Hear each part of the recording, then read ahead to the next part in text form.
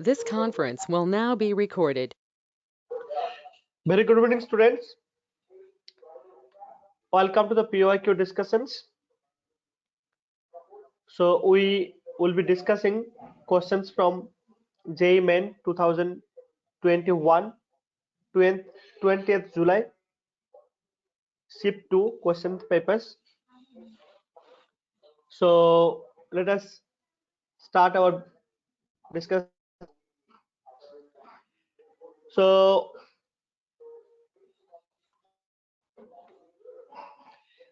the first question says, an electron having de Broglie wavelength lambda is incident on a target in a X-ray tube. An electron having de Broglie wavelength lambda is incident on a target in a X-ray tube. Cutoff wavelength of emitted X-ray is. Cutoff wavelength of the emitted X-ray is. So we know de Broglie wavelength lambda is equal to 5p, right? So P means mv, that we know, mv, right? Now kinetic energy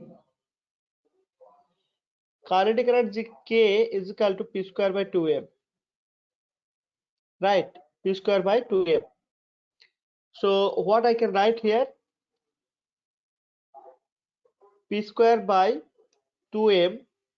So P square will be h square by lambda square. So this is kinetic energy. What happens? This electron will actually hit the target and limit or cutoff wavelength of the X-ray emitted will be obtained if the whole energy of the electron is being transferred to the X-ray tube, like material of the X-ray tube, and the photon emits with the same energy. So if this whole kinetic energy is transferred to the target material, and if the X-ray or the photon emits with the same energy, okay, then corresponding wavelength will be actually the cutoff wavelength of the X-ray. So suppose the A has wavelength, cutoff wavelength lambda c, then I can write the energy, this A will be exactly is equal to hc by lambda c. So it is a photon electromagnetic wave.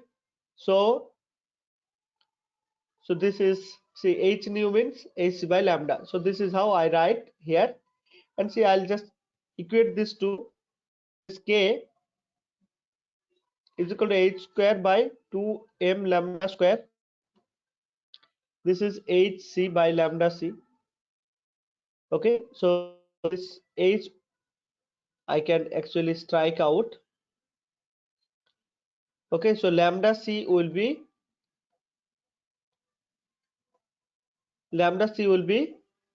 2m c lambda square by h. 2m c lambda square by h. So this is actually the cutoff wavelength of the X-ray, and that is actually matching with our B option given here. Okay, so option B will be the correct answer for this question. Now let us see this question. The question second says, if the time t, velocity v, and angular momentum L are taken as the fundamental units. So these are, if t, v, and L are taken as fundamental unit, then the dimension of mass in terms of t, v, and L you have to write. So there are 4 options. You have to find out which one is the correct one. So we have got t. T is the time, right? unit of t is time, sorry, unit of time is t, then v has got unit L t to the power minus 1. Okay, and this angular momentum is actually r cross p. So if I take the magnitude, so rp, r means distance and p is m into v, so r mv, let us say mvr. So we have m, v is L to the power minus 1. So if I take the dimension of this, then this is L, this is m, L to the power minus 1. That means L square m to the power minus 1. So this is actually the unit of L. Now I have to have the combination such that I get the unit of mass. See, L to the power minus 1. Okay, let us go here. Uh, Mass, right? So look this one and this one. If I square it out, look this. If I write L by V square, okay, then what I get? L is, I'm sorry, yeah, L is L square m to the power minus 1. So divided by V square means L square to the power minus 2, right? So L square to the power minus 2 matches. So here if I multiply again another t, that means if I write L by t into v square, then I'll get, see here one t will come. So what I'll get? So this two cancels with this. So I'll get the dimension of mass. So you know this will be L t to the power minus 1 and v to the power minus 2. So we get t to the power minus 1, v to the power minus 2 and L to the power minus 1. So this combination we have to take to express mass in terms of TVL. Let us see. So t to the power minus 1, I'm sorry, this is positive. So L to the power 1. So t to the power minus 1, v to the power minus 2 and L to the power 1.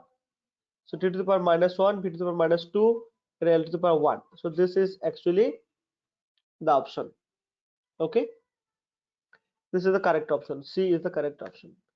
Let us go to the next problem. So this problem is very interesting problem. Let us try to read this and solve it. This question says a boy reaches airport and finds that the escalator is not working. He walks up the stationary escalator in time t1. Okay, if he remains stationary on a moving escalator, the escalator takes him up in time t2. The time taken by him to walk upon the moving escalator will be what? See, there are three situations given. In one situation, suppose this, sorry, this is the escalator.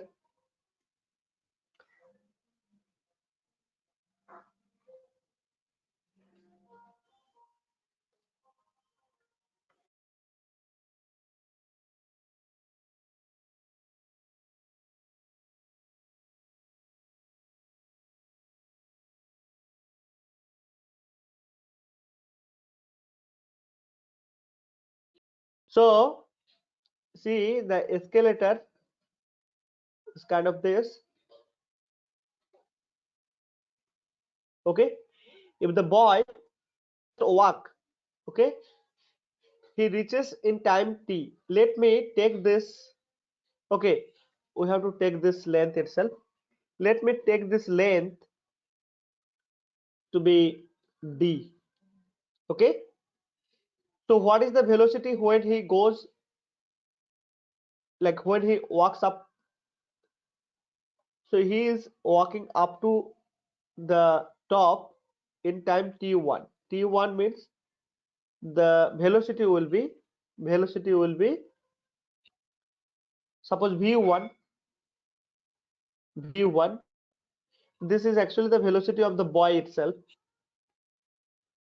So velocity of the boy when this escalator is stationary. Okay, this is actually velocity of the boy with respect to the ground or the escalator itself. Then you look, this will be d by t1. When he just stands on the moving escalator, the escalator is moving up to here in time t2.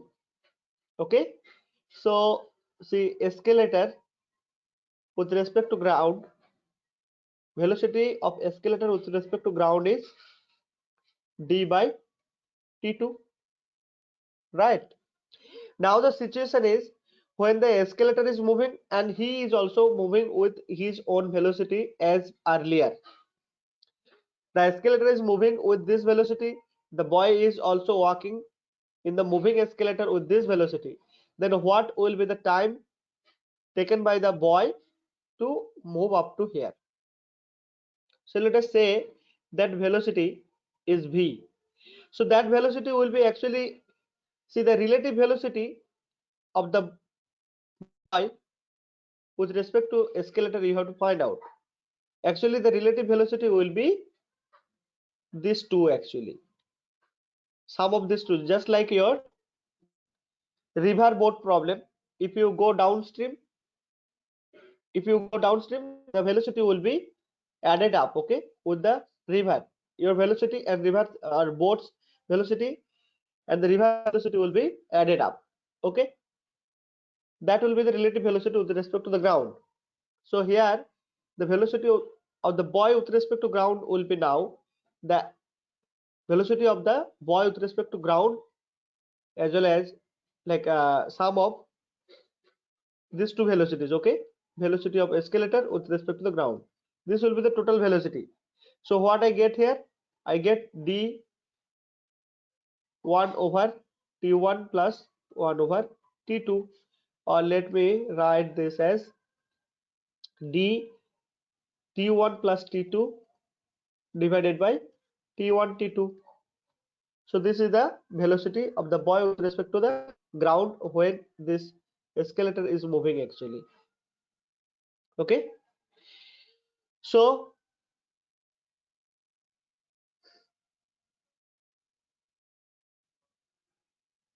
I should write this as escalator or ground. This notations I am not writing now, okay. So this is the case, okay. So what will be the time taken by the boy? Now the velocity has become this much, distance remains the same. So what will be the time? Let us say that time is t. So t by this v. So d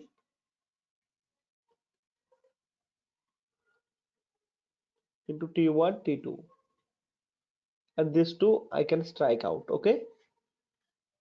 So what I get, t is equal to t1 t2 divided by t1 plus t2, okay. So this is actually the answer. So answer, first one is the answer for this question, okay.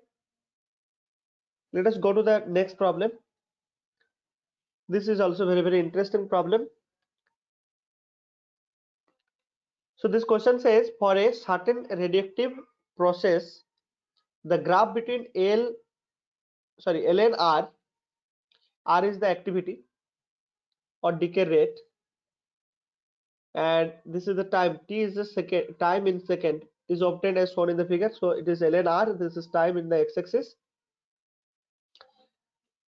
Then the value of the half-life for unknown radioactive material. So suppose you are doing some experiment in the laboratory what you are seeing? You are seeing the decay rate and the time.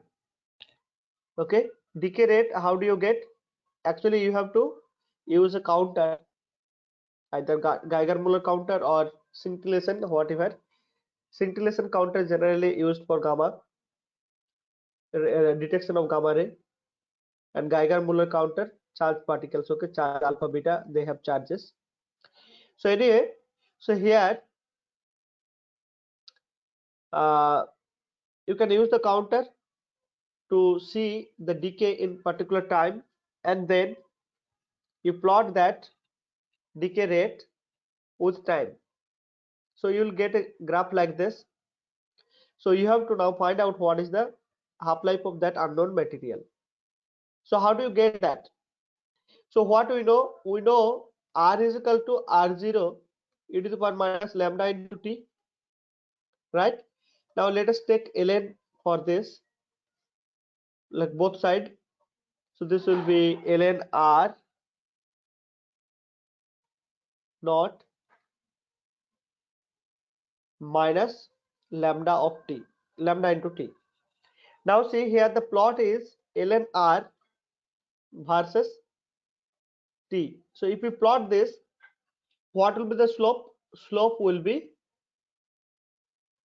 minus lambda, and this is the intercept ln R 0, that is the intercept. So that is actually in the y-intercept, this one. So I have to get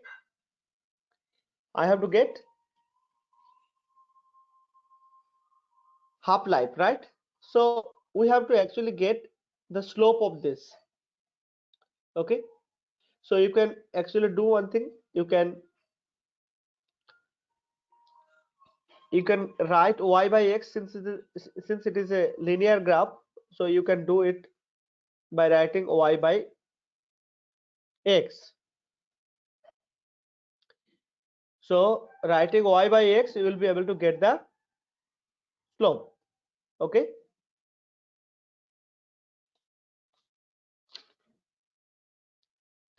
so here y by x slope is, let us take the magnitude of that.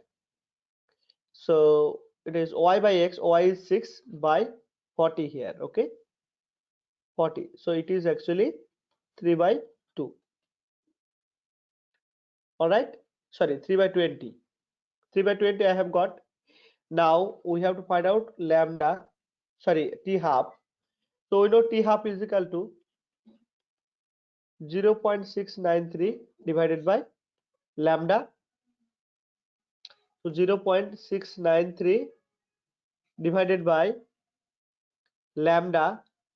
So lambda is given as 3 by 20. So we get this, and see, if I divide this, I'll get 0.231 and multiply that with 20. So 264, 0 will be there, and point will be coming here. So you'll get 4.62. This is actually second, in second, because the time axis was in second, it will be second. So 4.62 will be the correct answer. So we have got the option C correct. So next question is this one. This question says a body at rest is moved along a horizontal straight line by a machine delivering a constant power. So a body at rest is moved along horizontal, okay, along horizontal like this, by applying a constant power, okay, by a machine. The distance moved by the body in time t. So what will be the distance in time t? Look, what we know from, see, power means half mv square. Half mv square is equal to power into t. Okay, because see, energy by time is the power, right? So look here. So constant power means I can take this as a constant term. So what is this V square? Let us find out what is V. So V will be 2P by M into T and square root of this. So this will be half of this, right? This is actually V. Now we know dx by dt is equal to V, and this term is constant. P is constant, mass is constant, 2 is constant. I'm taking this as K, some constant K, and this is 3 to the power half. I have to say what is, so how much is the distance travel in time T is proportional to like what power of time. Look this, if I take this x is equal to 0 to some value x itself, okay, then let us integrate this both side 0 to t. This is t half dt, right? So this will be x, and this side it will be k by half minus 1, okay, so the half plus 1, so t to the power 3 by 2, and this will be 3 by 2 division. So this is another constant. I can write this as some k prime t to the power 3 by 2. So let us see. Okay, so this will be the correct answer here. So the distance traveled will be directly proportional to 3 by 2 power of time. Okay, all right, so now I'll write down some questions over here from the same paper. So the first question, let us, okay, fifth question here. Fifth question, the magnetic susceptibility of a material, the magnetic susceptibility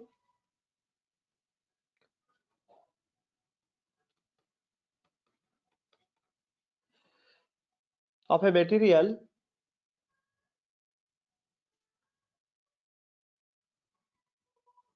of a rod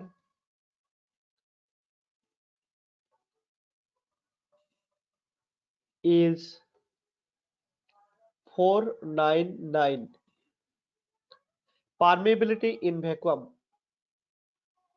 Permeability in vacuum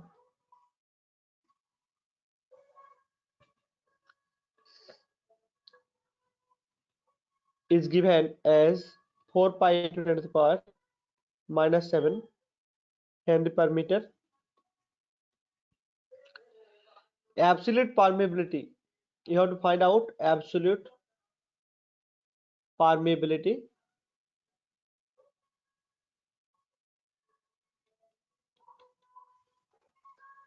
of the material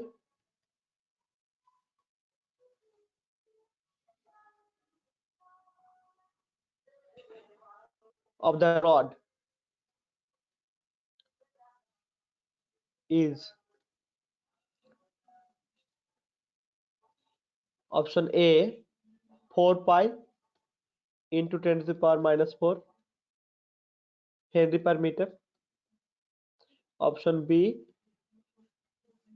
2 pi 10 to the power minus 4 Henry per meter. Option C 3 pi into 10 to the power minus 4 Henry per meter, and D pi into 10 to the power minus 4 Henry per meter. Okay, so you have to find out absolute permeability. So absolute permeability, relative permeability. Absolute permeability means mu. Mu actually mu is equal to mu 0 into mu r. Okay, and mu r we know mu r is equal to 1 plus chi.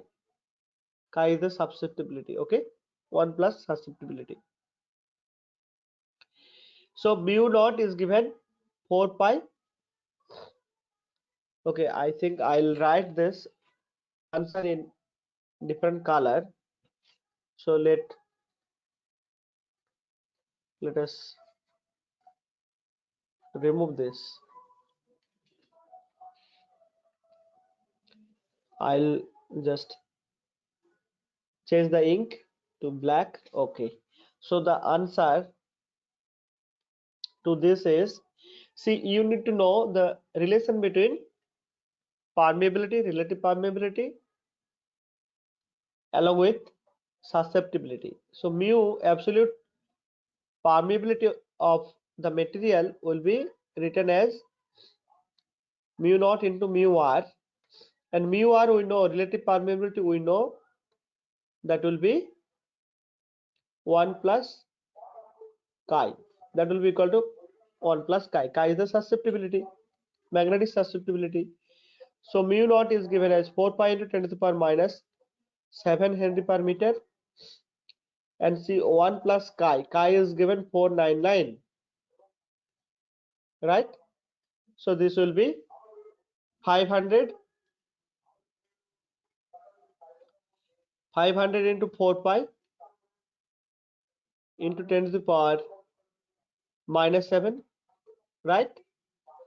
So this will be, see, 2000 actually, okay, 2000 pi into 10 to the power minus 7 Henry per meter,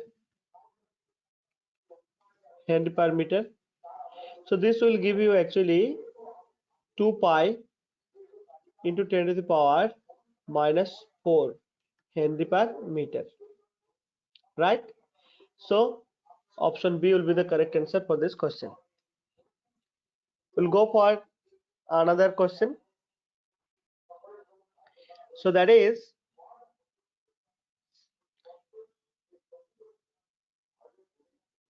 from earth magnetism. So question number 6, let me change the color of the ink. So question number 6 says, at an angle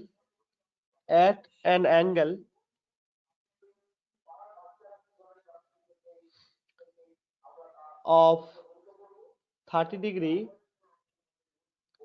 to the magnetic meridian,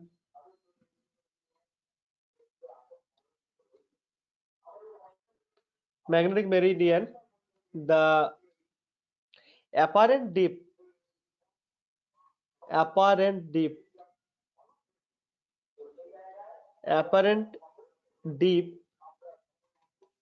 is 45 degree. Find the true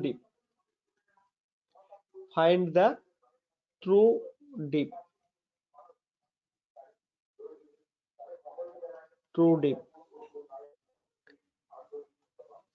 So options are given as tan inverse root over 3 by 2.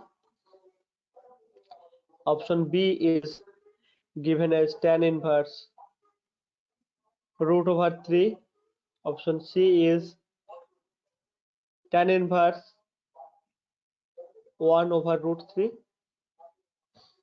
and this option D is tan inverse 2 by root over 3. Okay, these are the options given. So we have to understand few things here to answer this question. Okay, apparent dip angle and true dip angle we have to choose, like we have to find out. See, what is angle of dip? Suppose this is magnetic meridian, this is a plane of magnetic meridian, and there is some other plane which is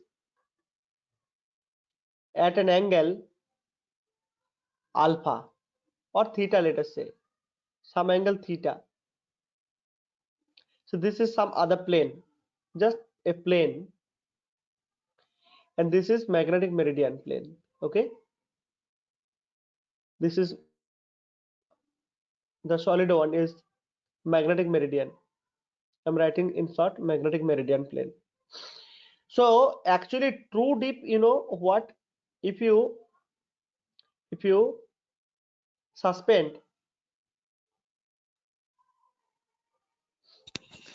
the needle of compass needle, see it's magnetic compass needle, the magnetic compass needle will actually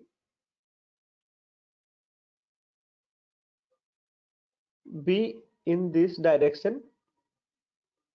Okay, like this, and the angle it makes with this is actually delta. This is true deep angle. Okay, I'll just draw it little bit better way. Let me just draw this line first.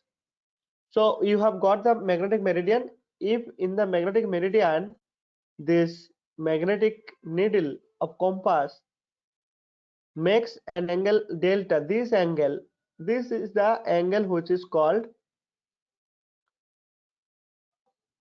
the angle of dip. Okay, this is angle of dip. Okay, this is delta, this is actually angle of dip. This is true angle of dip, delta.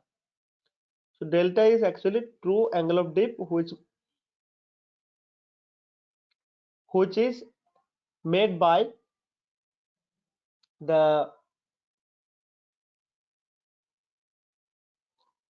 compass needle in the magnetic meridian plane.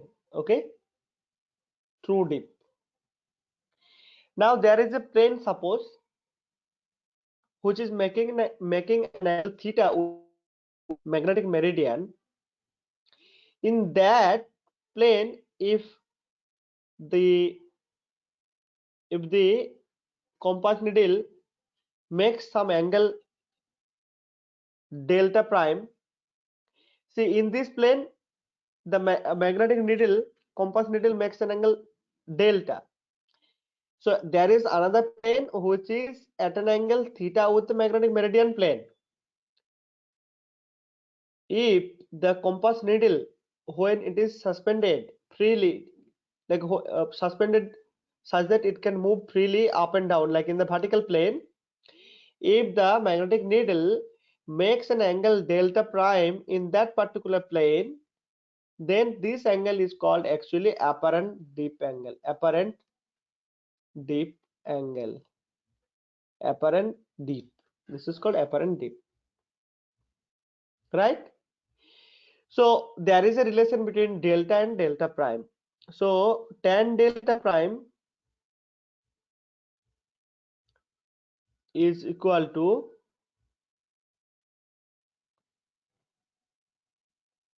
tan delta by cos of theta. Okay, now look the question. At an angle of theta, sorry, 30 degree to magnetic meridian, the apparent dip angle is 45 degree. That means what? Here delta prime is given as 45 degree and theta is given as 30 degree. If you read the problem carefully, you will be able to identify which one is delta prime, which one is theta. So at an angle of 30 degree to magnetic meridian, the apparent dip is 45 degree. Okay, now it is very easy to find out what is true dip from here. Tan delta is cos of theta into tan delta prime. So let us put the values. See cos of theta, cos of 30 degree, cos of 30 degree will be, see cos of 30 degree, cos of theta means cos of 30 degree, right? So that will be root 3 by 2. And tan of delta prime, here is 1, right? So we get root 3 by 2 here into 1. That means what? Excuse me. That means, see, delta will be tan inverse of root over 3 by 2. This will be the true deep angle. Look the option first one. That is the correct for this. That is the correct option for this question. Right? All right.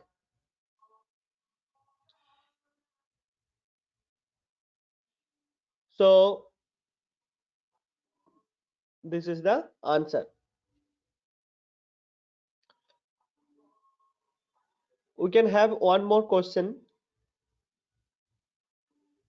Okay. So let us discuss one more question. Then we'll stop it. I think I have lack of pages here in the slide. Let me add some pages.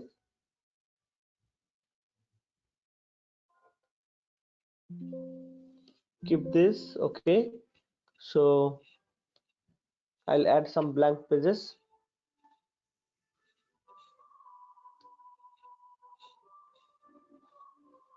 All right.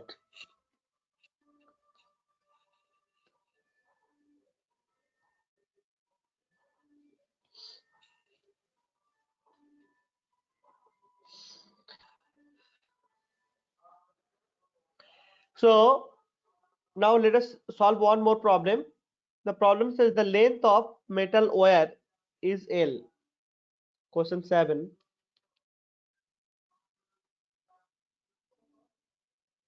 Okay, now it is stable. The length of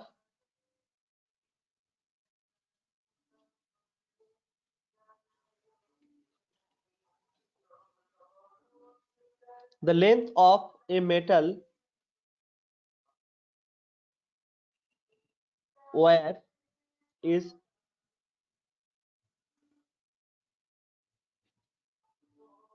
L1 when tension in it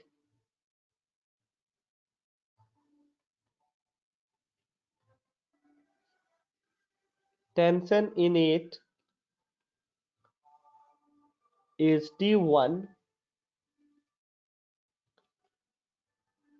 and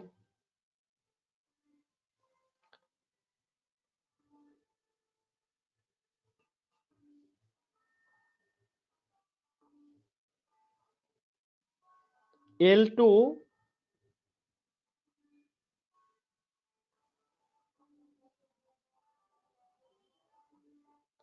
okay, so length is and is L2, so length of the wire L2 when the tension when the tension is T2, when the tension is T2. Okay,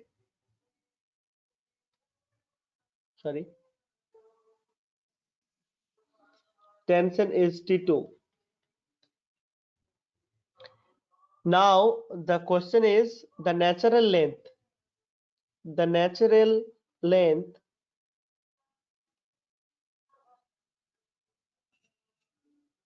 of the wire is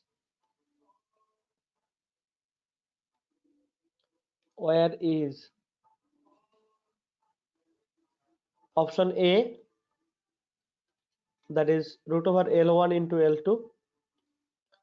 Option B, L1 plus L2 divided by 2. Option C, L1 T2 minus L2 T1 divided by T2 minus T1, and option D says it is L T2 plus L1 T2 plus L2 T1 divided by T2 plus T1. So we'll read the problem once again.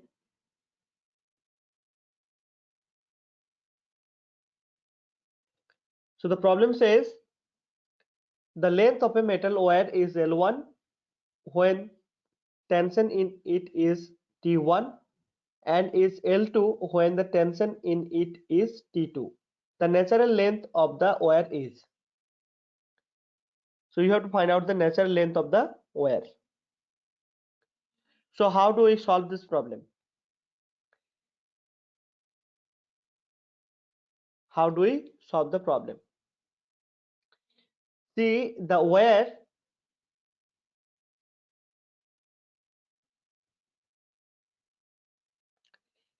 See here actually we have to assume that Hooke's law is valid here. Okay, Hooke's law is valid.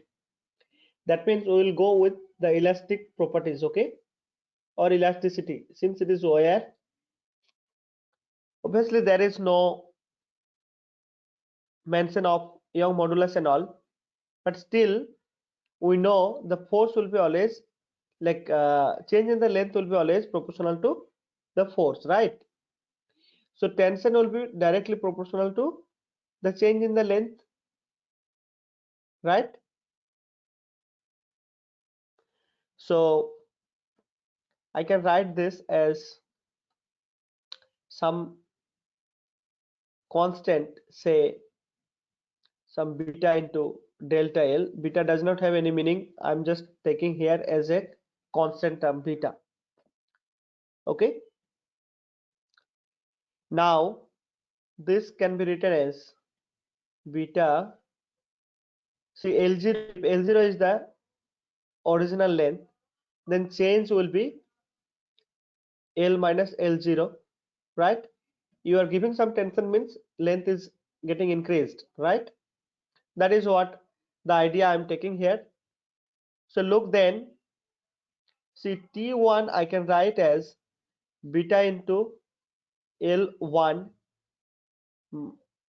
minus of L2, sorry L0. Further, I can write T2 is equal to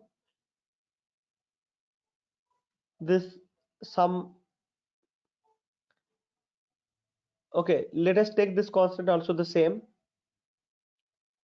If this constant depends on the nature of the change of the length, then it will be the same. So it is L2 minus L0. You might not be understanding why I'm writing beta for both the cases, because see the nature of the or the property of the wire is same for both the cases. That's why I'm taking the same nature. If at all this constant depends on the nature of the material, right? Now I'll take ratio of these two, T1 by T2. So T1 is actually beta into L1 minus 0, and here T2 is equal to beta into L2 minus L0. Now these two I can cancel out. See, I have to find out L0, right? So T1 L2 minus T1 L0. Okay, I'm just doing simple calculation,